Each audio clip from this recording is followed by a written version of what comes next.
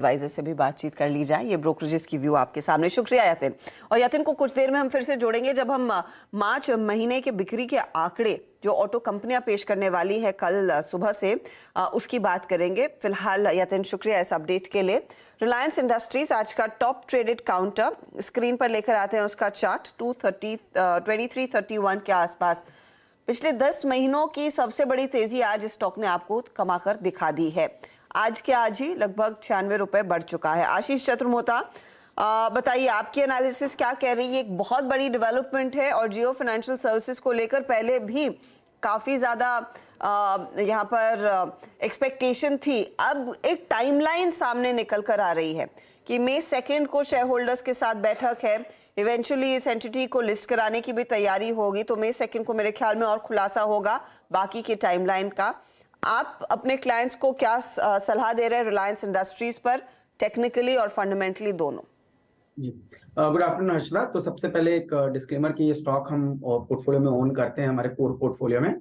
और जैसा हमें लगता है कि जिस हिसाब से रिलायंस ने एक बहुत ही बड़ा अंडर परफॉर्मेंस पिछले कई महीनों में किया, और हमने देखा स्टॉक ने करीब करीब 3000 के स्तरों को छूकर एक बेस बनाया 2200 के लेवल पे। ये मुझे लगता है टेक्निकली सबसे पहले देखें तो एक बहुत ही बढ़िया बेस 2200-2250 की ट्रेजेक्टरी में रिलायंस ने बनाया, और उसको एक बहुत स्ट्रॉन्ग डिसाइसिव वॉल्यूम्स के साथ आज रिलायंस ने क्रॉस किया। तो टेक्निकली तो मेरा मानना है कि स्टॉक जल्दी 2500 की ट्रेजेक्टरी में जाता हुआ नजर आता है।